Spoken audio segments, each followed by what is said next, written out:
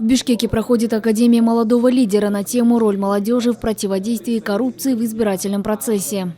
Какой власти относится центральная... Трехдневное мероприятие идет в рамках недели Electoral Right Fest, приуроченных к Международному дню молодежи. Вместе с экспертами и тренерами из представителей гражданского общества активисты обсудили острые социальные, политические, гендерные и экономические проблемы, а также научились писать и реализовывать на практике демократически значимые проекты. Я являюсь студентом политехнического университета, только перешел во второй курс, стараюсь активно участвовать во всех мероприятиях. Вот сегодня решил принять участие, посвященное избирательным процессам, международному праву.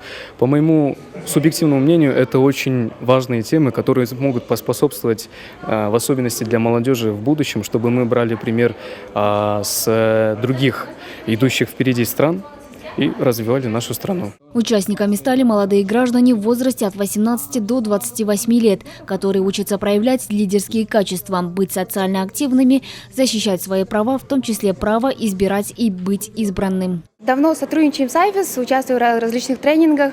Недавно с друзьями увидели объявление, то, что идет набор на квиз, сразу же подали, и это очень важно, то, что молодежь заинтересована в избирательных процессах, антикоррупционных системах, и то, что молодежь неравнодушно относится к этому. Тут уникальность в том, что сейчас у нас в Кыргызстане формируется именно тот слой молодежи, которая может на что-то влиять, у которого есть собственное мнение, которое может повлиять и собрать вокруг себя единомышленников.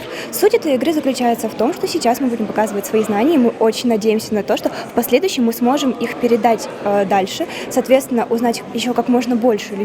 Мы с командой очень сильно к этому готовились. Мы, честно говоря, каждый раз участвуем в квизах АйФЕС и всегда уходим с улыбкой на лице после него.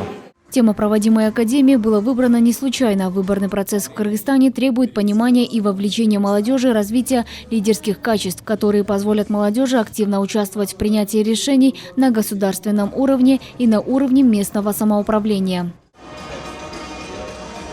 По итогам участия в Академии молодого лидера выдадут сертификаты об обучении противодействию коррупции в выборном процессе. Аяна Байзакова, Руслан Сабатаров, Ала-То 24.